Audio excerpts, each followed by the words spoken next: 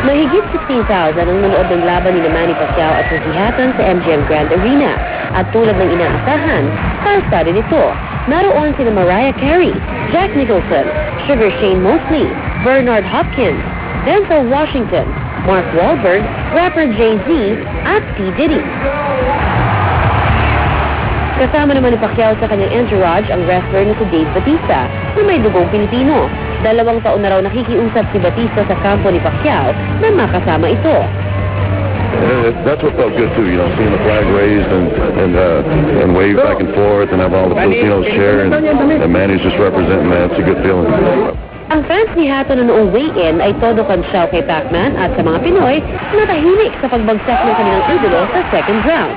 Wasn't really much of a fight, to be fair, was it? It wasn't much of a fight. Pacquiao, too good. Too good. I love Pacquiao now, man. He's awesome. I love Pacquiao. Ang hitman, di nagtagal sa MGM Grand Arena.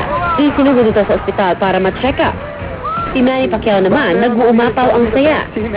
Ang masaya ko at maraming salamat sa mahal na Panginoon. Ang fight ko ay para sa alay ko sa mahal na Panginoon at sa mga kababayan kong Pilipino. Ayon kay Coach Freddie Roach, nasunod daw ang game plan nila noong unang round pa lang, kaya di nakaporma si Hatton kay Manny. We knew that Ricky Hatton caught his punches, and if he caught his punches, the short right hook on the inside can beat him to the we can beat him to the punch, and he did it every time, and it worked perfectly. Mula rito sa Las Vegas, Nevada, Connie Season, GMA News.